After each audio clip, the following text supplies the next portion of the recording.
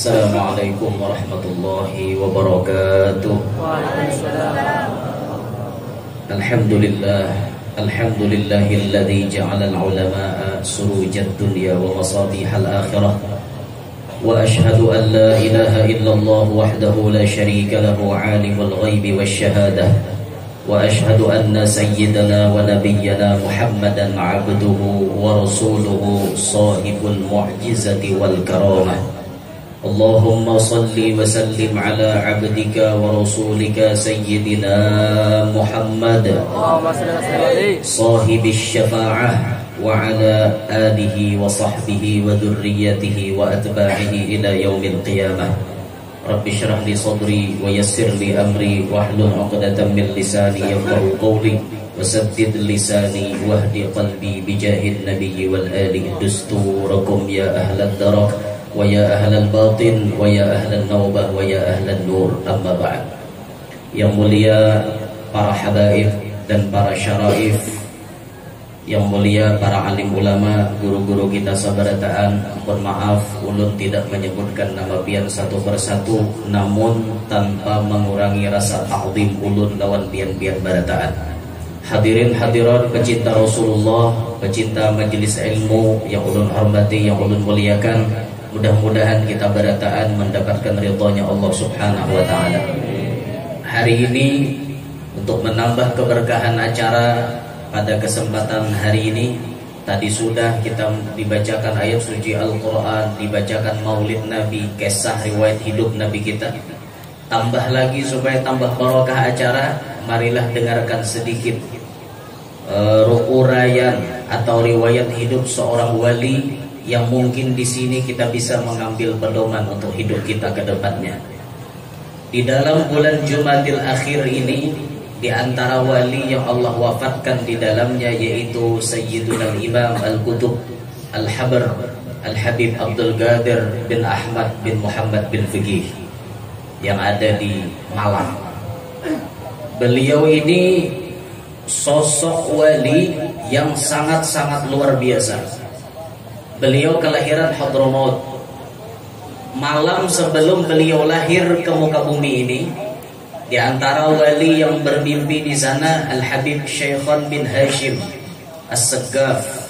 Beliau bermimpi bertemu Syekh Abdul Qadir Jailani. Wahai Habib Syekhon, sampaikan kepada Habib Ahmad bin Muhammad bin Fiqih, kalau nanti yang keluar anaknya laki-laki, berikan nama seperti namaku Abdul Qadir, maka ia nanti akan mewarisi kewalianku. Nah, ternyata keesokan harinya Habib Ahmad ini dasar bujur-bujur mendapati bini Sidin Baranak. Bini Sidin Baranak dan melahirkan anak laki-laki. Habib Syekhon lagi subuh datang menunti Habib Ahmad. Habib Ahmad, malam tadi aku mimpi pertemuan Syekh Abdul Qadir Jailani memberi amanah supaya bila ikam beranak, anak ikam diberi nama Abdul Qadir. Jadi jar Habib Ahmad, bujur bibai, anak ulun hanya ram lahir. Jadi hanya ram lahir. Sidin bermimpi malam tadi, subuhnya lahir Al-Habib Abdul Qadir bin Fiqih.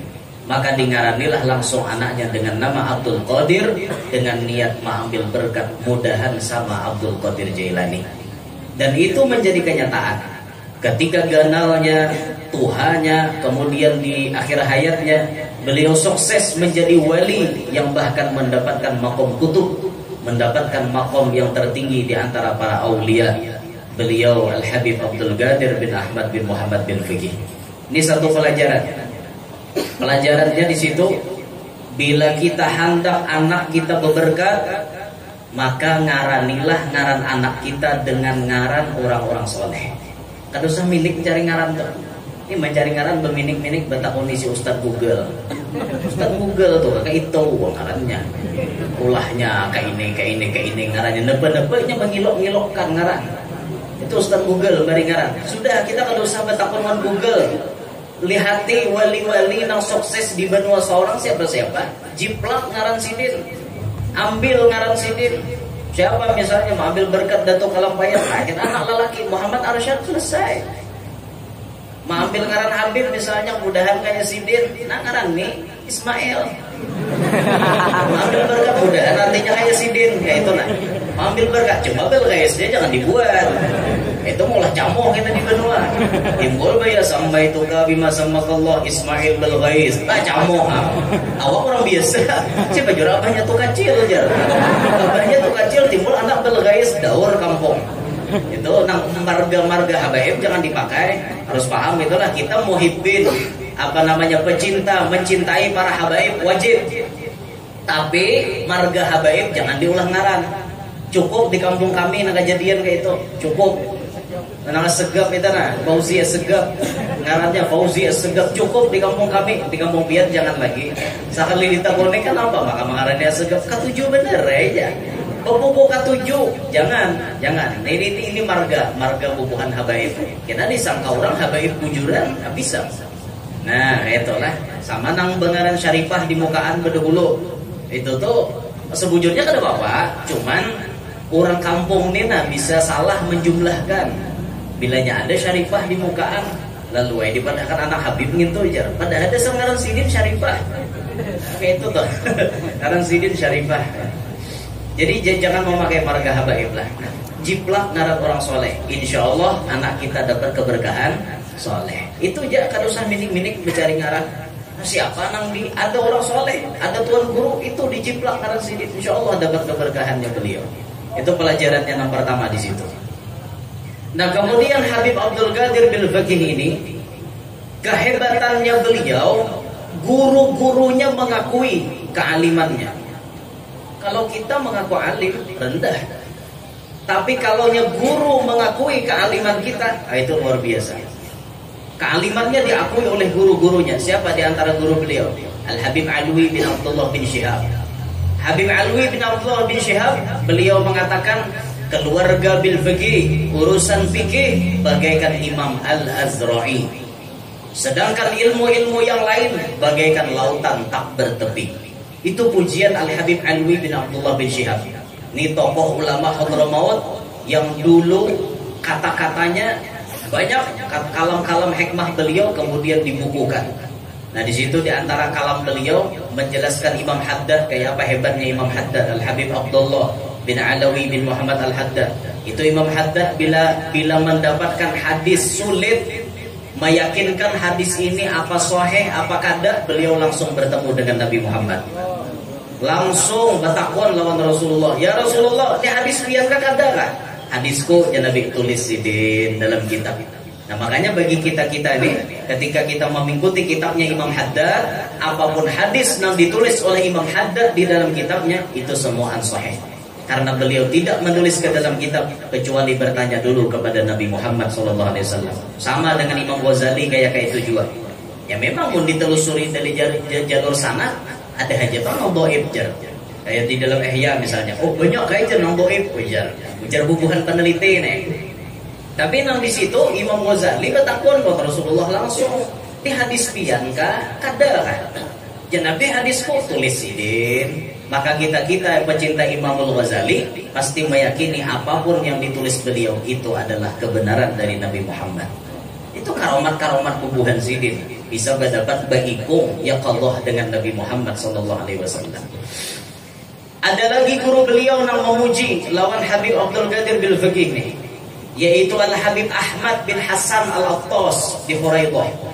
Habib Ahmad bin Hasan Al-Attas, beliau mengatakan ketika melalui rumahnya Habib Abdul Qadir, beliau mengatakan, aku mencium ada aroma ilmu yang sangat harum di rumah ini. Ujar Habib Ahmad bin Hasan Al-Attas. Ternyata bujur. Di kemudian hari Habib Abdul Qadir bujur menjadi orang alim, alamah yang luar biasa alimnya. Itu pujian daripada guru-guru beliau. Masya Allah, Habib Abdul Qadir bin Ahmad bin Muhammad bin Faqih. Allah takdirkan beliau hijrah dari Hadramaut berdakwah ke Indonesia. Dari Hadramaut dakwahnya ke Indonesia. Pertama kali menjajakan batis Sidin di Indonesia, Habib Abdul Qadir menjajak tanah Surabaya. Sampai di Surabaya, beliau langsung mendatangi Sohibul Wilayah yang masih hidup. Siapa? Al-Imam Qutbul Farad wa Jamilul Awsaf Al-Habib Abu Bakar bin Muhammad bin Umar bin Segaf As-Segaf, Sahib Gresik. Habib Abu Bakar Gresik. Habib Abu Bakar sudah buka majelis. Habib Abdul Qadir Hajar datang ke Indonesia, langsung duduk mengambil berkat dengan sahibul wilayah. Ini pelajaran kesan kita. Kalau kita hendak sukses, kalau apalagi kita orang pendatang, maaf, kita orang pendatang, datang ke satu benua, sahibul wilayah jangan dibelakangi. Setiap wilayah-wilayah ada Allah letakkan tempat bertawassul. Setiap wilayah itu ada Allah pilih orang-orang yang dijadikan tempat bertawassul. Ada salah satu dzurriyyat Datuk Kalampayan pernah berucap kepada kita. Kata beliau, di sini memang Kalteng. Ulun bicara Kalsel. Di Kalsel kata beliau ada 4 pasak yang sangat besar. Ada 4 pasak yang luar biasa ada di Kalsel. Pertama, Datuk Kalampayan. Yang kedua, Abah Guru. Yang ketiga, Sultan Surian Shah. Yang keempat, Al-Habib Hamid bin Abbas Bahashim. Ini 4 tihang yang paling kuat, 4 pasak yang luar biasa ada di Kalsel. Maka kata beliau, kalau kalian ingin sukses, diam di Kalsel, hendak sukses, nang 4 ini jangan lupa ditawasuli. Nang 4 ini jangan dibelakangi. Makanya ulun kalau biasa mengarahkan rombongan jamaah dari keluar, nih hendak kemana ziarahnya? Banjarmasin. Setiap ke Banjarmasin, karena melewati Martapura, 2 itu disinggahi pasti. Kalampayan, Seumbul. Habis itu, bila ke Banjarmasin, pasti ke Kuin, Sultan Surian Shah dengan Al-Habib Hamid bin Abbas Bahashim. Loh, kenapa jar Sultan Surian Shah itu maka tinggi pangkatnya? Ini orang yang membuka jalan agama Islam masuk. Beliau masuk Islam berkat ada perjanjian dengan kerajaan Demak. Waktu beliau hendak berperang, kekurangan pasukan, kekurangan kekuatan, Demak siap membantu. Tapi Demak isi syarat. Aku aja Demak kada hendak minta upeti, kada hendak minta pajak, minta macam-macam. Pokoknya minta sebuting aja bila Banjar Manang ba Islam hakon kah? Ayo, aja Sultan Surian sambung kayak itu, syarat gempeng. Ada mengalihkan ya. Akhirnya dibantu. Akhirnya terjadi peperangan di Sungai Carucuk. Di Sungai Carucuk Kuin, Carucuk nama sungainya bahari Kisembakalah itulah. Kita perlu bubuhan ahli sejarah menunjukkan mana sungainya. Bahari Sultan Surian Shah nang perang itu. No tumbak dipasangi Carucukan. Nggih, Carucukan tumbak mah.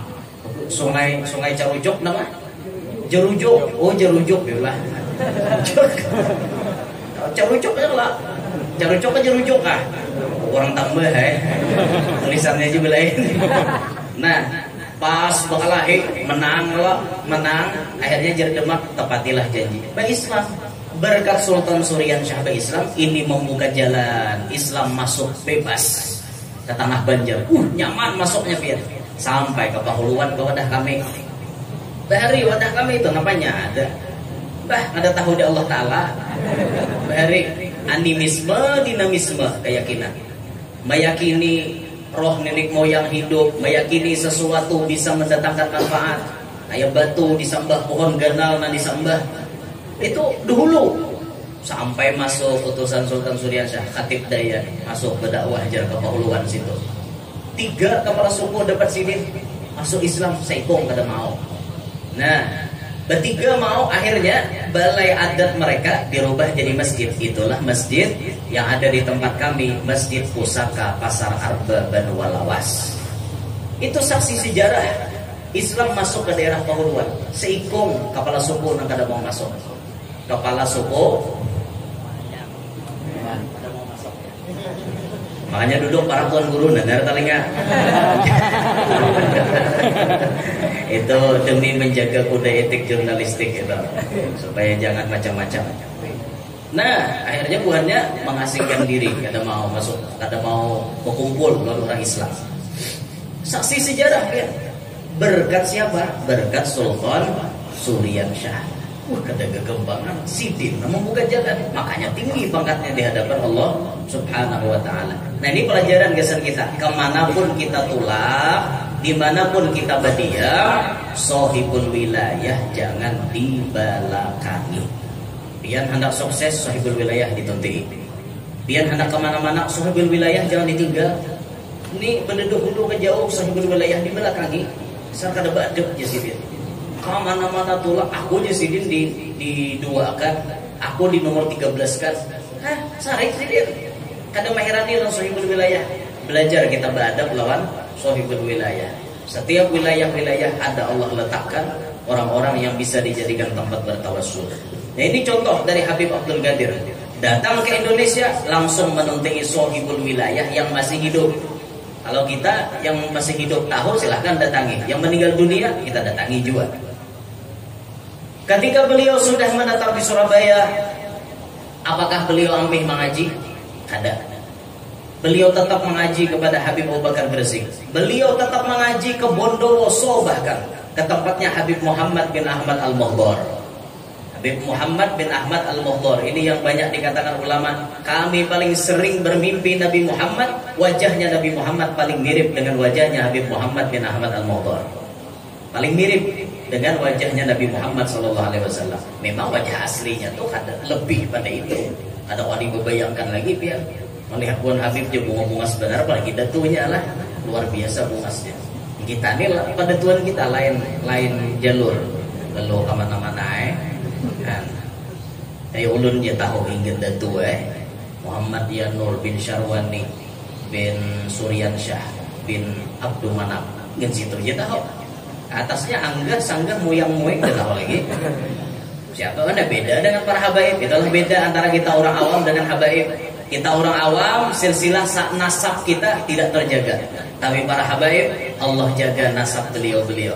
Sehingga sampai 40 kah, sampai 50 kah ada aja tulisannya. Ada yang mencatatakan. Cuma wayah ini banyak nambah ulah KTP Habib palsu. Data statistik Habib palsu banyak mencetak juga.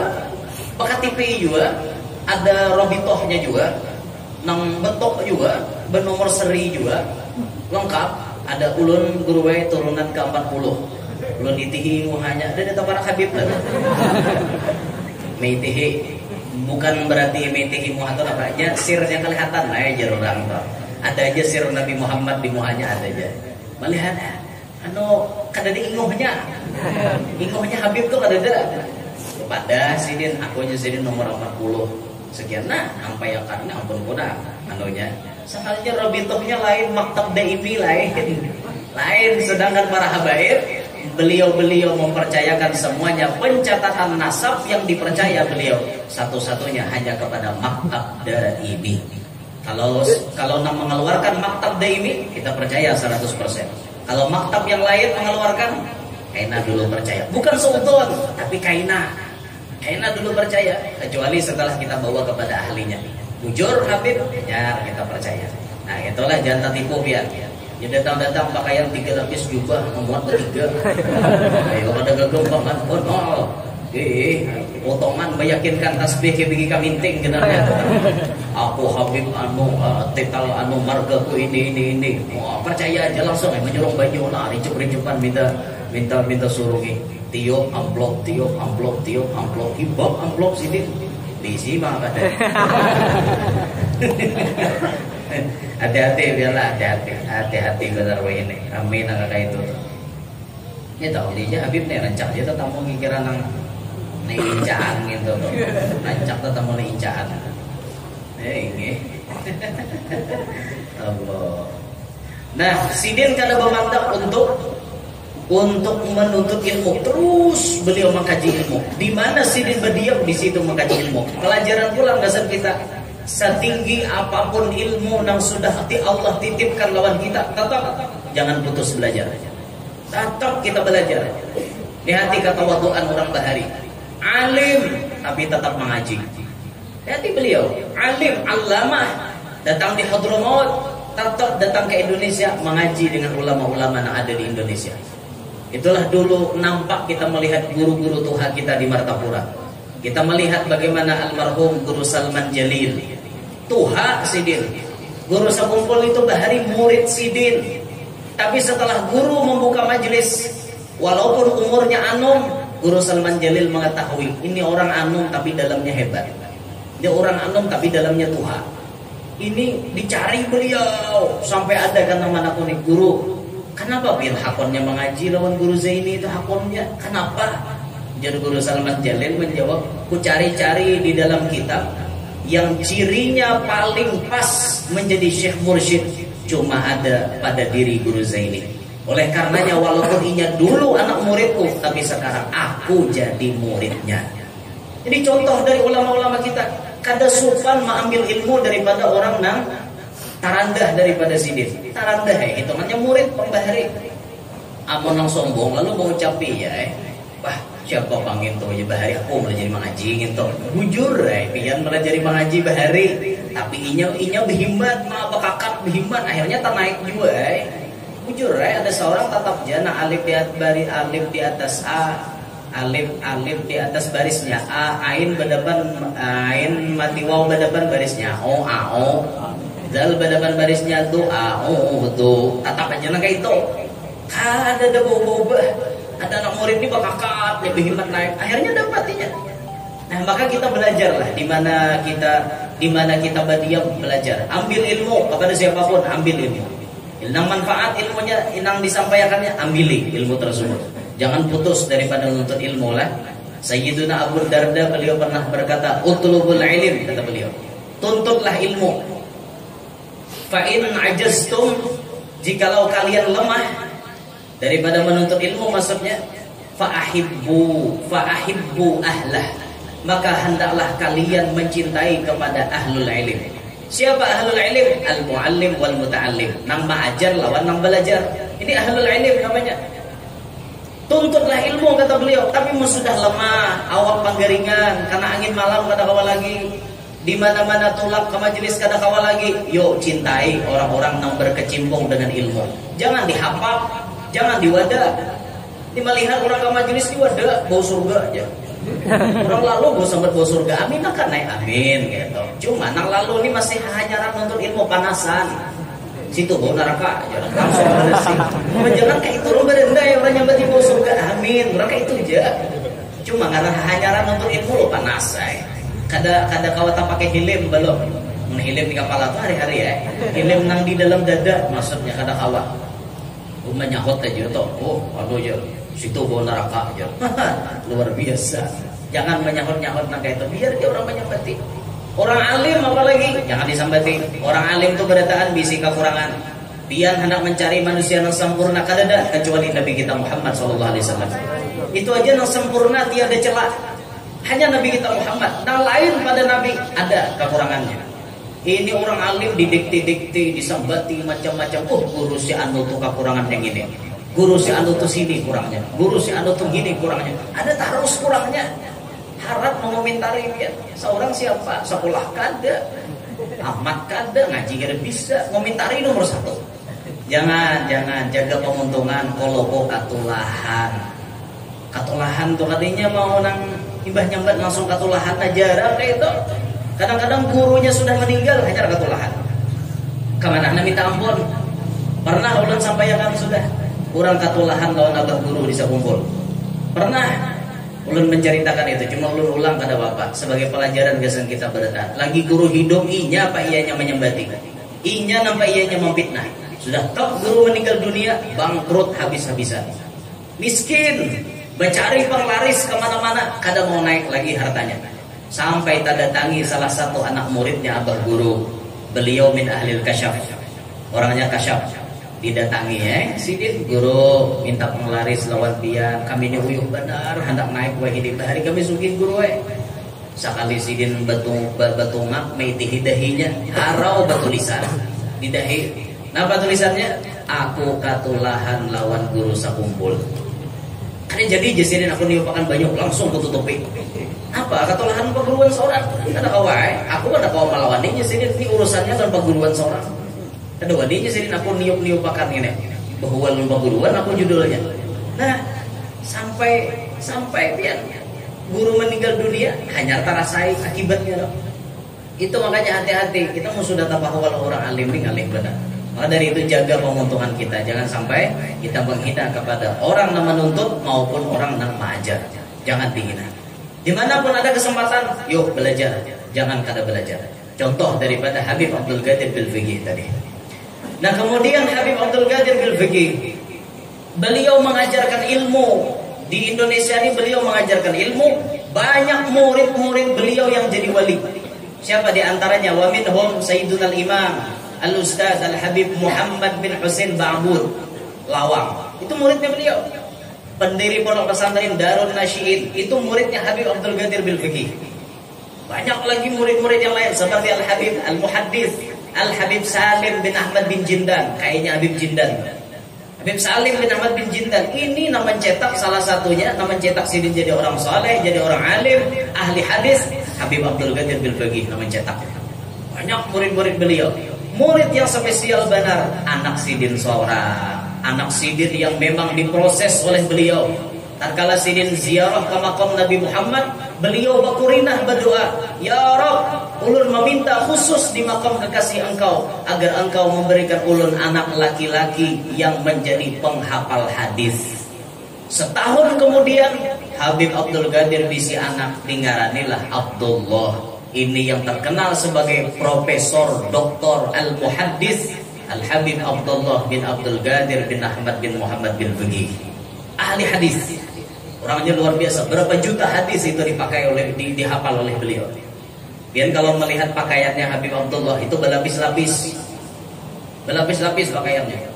Baju gamis berlapis mislah, kadang-kadang ada pulang lapisannya sebuting, selendang dua kadang-kadang beliau tuh. Kemudian di kepala Imamah Sidin gondol, anu besarung koi pulang, betongkat, betasbih di tangan, lengkap pakaian beliau. Alasan beliau memakai pakaian seperti itu, satu, memang itu pakaian Nabi Muhammad. Yang kedua, itu beliau memuliakan kepada ilmu yang Allah titipkan pada diri beliau. Bukan sombong. Ini beda lah antara takabur dengan tahaddus bin ni'mah. Bedanya tipis. Salah niat habis. Tapi beliau tahaddus bin ni'mah. Orangnya bujur-bujur memuliakan lawan ilmu. Sampai beliau berpakaian seperti itu, niatnya cuma memuliakan ilmu. Seperti Imam Malik, kita rancang mengaji kitab Kifayatul Adqiyah. Itu dalam situ ada diceritakan manaqibnya Imam Malik. Imam Malik bila hendak baca hadis, kada mau baca kecuali duduk di tikar permadani yang empuk. Kada mau membaca kecuali giling-gitakan dupa yang paling harum. Kada mau membaca hadis kecuali menyurui jenggot terlebih dahulu. Jadi khodamnya sudah paham. Bila guru hendak baca hadis, amparakan tikar permadani, disediakan dupa yang harum, disediakan suroi di atas meja beliau. Oh, hendak baca hadis itu menyurui jenggot dulu. Oh, sombong kah Imam Malik? Kada. Niat Sidin memuliakan lawan ilmu. Nang dibaca kalamnya siapa? Kalamnya Nabi Muhammad. Masa baca kalam Nabi Muhammad duduk pembarengan? Kada naga itu beliau. Kada sombong, maksudnya orangnya kada sombong kada. Sama Al-Qutub Al-Habib Abu Bakar Adni bin Abdullah Qutbul Mala Al-Idrus. Itu beliau berjalan kemana-mana kada mau jejak tanah. Kemana-mana khodamnya bawa karpet habang. Kayak presiden tuh kan, di mana presiden kada suatu jejak tanah presiden tuh. Turun di pesawat langsung diamparakan karpet habang. Habib Abu Bakar Adni lebih dulu menggawi macam itu. Kemana-mana khodamnya bawa tikar permadani. Kada pernah beliau menjejak tanah. Sampai mulai turun di kuda, sampai ke tempat acara, nang hambal habang tuh jadi jejak. Itu niatnya apa yo? Bukan sombong, memuliakan lawan ilmu. Niatnya itu memuliakan lawan ilmu. Nah inilah orang awam, jangan sampai menilai ulama dengan sebelah mata. Gawian ulama itu ada maksudnya. Sama biar melihat tuan guru motor harat, jangan disambati. Pokoknya jadi tuan guru motor berharat ya. Kalau sombong, ya mau sombong, mau orang harat wajar. Ya Allah, Sidin ilmu tinggi misalnya kan, Sidin ilmu tinggi. Di mana-mana Sidin dikenal kealimannya misalnya. Motor Sidin harat wajar itu. Namun Sidin dibuat di motor pickup kada patut. Ya Allah, orang pulang sehingga kita berpikap aja guru wae ummah. Bukan guru kada hendak berbuat, nang berbuat kada bakal. Itu tuh kada berpikir kan, kada menghargai lawan ilmu Sidin kada ada pamit hargai saurang nang berpikir-pikir. Itu nak saurang nang berpikir-pikir. Makanya kita lihat deh orang menjemput Habib Umar aja. Bila Habib Umar datang ke Indonesia, dilihat Kayak apa, bukannya menyediakan mobilnya, menyediakan penginapannya, serba hebat. Bukan berarti Habib Umar meminta seperti itu, kada. Cuma anak murid Nina paham cara memuliakan ilmu. Itu paham cara memuliakan ilmu. Punya anak ada paham biarnya nang sandal tuan guru tumpah ibu dia gengan. Itu nang ada paham napa-napa gitu. Ada tahu di memuliakan tuan guru, memuliakan ilmu tuh ada tahu. Ya nang mulik nang saruan sandal tuan guru ligir. Sekali diitihi hibak lan upur. Bukannya menumpah gengan, kebanyakan gengan tumpahnya pas sandal tuan guru tumpahinya. Itu tuh orang nang ada tahu apa-apa. Cuma mungkin berdakwah ke pedalaman rasain kayak itu. Mun kayak berdakwah daerah sini kan orang banyak paham dan masalah agama, mengerti sandal tuan guru langsung diamanakan. Coba biar berdakwah ke pedalaman-pedalaman, orang kadang mengerti sandal tuan guru apa kan? Kadang-kadang lalu hadapan tuan guru gimana bos? Kadang sambil ngancing baju lalu hadapan tuan guru. Baju ini bukaan, kayak orang jaga bang, orang jaga baju disobek kancing, apa bukaan di sini? Lalu hadapan tuan guru, menyingking kayak ini. Ada tahu kisah. Nah itu mungkin berdakwah di pedalaman terasa itu sudah berpengalaman dia. Sandal liir itu sudah berpengalaman juga. Pengalaman bahari kayak itu tumpah hiburan juga kan. Cuma seorang menjadi tuan guru maklum aja inya kada tahu sandal tuan guru bis kisah. Sangat baik menjadi istilah juga tadi sandal guru jadi kita tumpahin. Nah itu cari bual kan ya. Allah. Nah ini contoh daripada Al-Habib Abdul Qadir Bil-Fiqih. Banyak murid-murid beliau yang Masya Allah jadi wali. Bahkan anak beliau yang kemudian menyambung tugas beliau di dalam berdakwah. Habib Abdullah itu anaknya beliau itu Bian.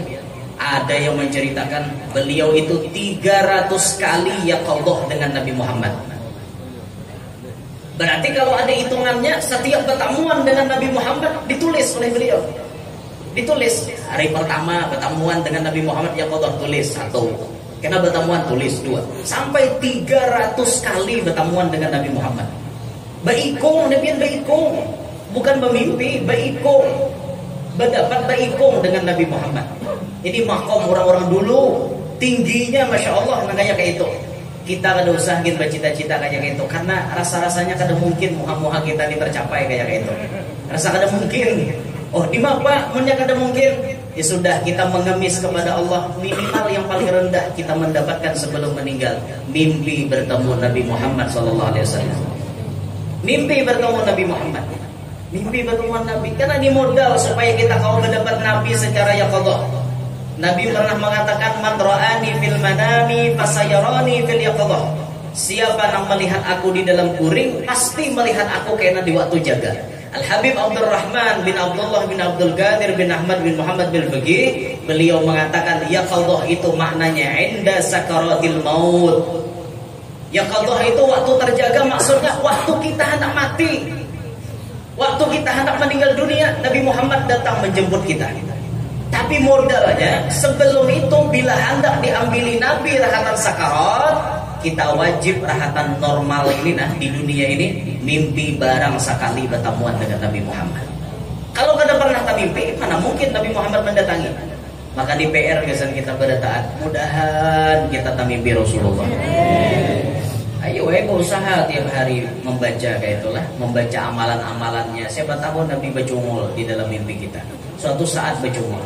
Ada salah satu amalan yang ampun maaf nih para habaib kalau ulun kurang adab sedikit menyampaikan karena memang diamanahi untuk boleh diijazahkan kepada siapapun. Siapa tahu di antara kita-kita yang hadir berdahuluan mimpi Nabi Muhammad berkat mengamalkan amalan ini. Pernah disebutkan oleh Al-Imam Abul Mawahib Asy-Syadzili. Abul Mawahib namanya Muhammad Asy-Syadzili, bukan Abul Hasan Syadzili, tapi Abul Mawahib Asy-Syadzili.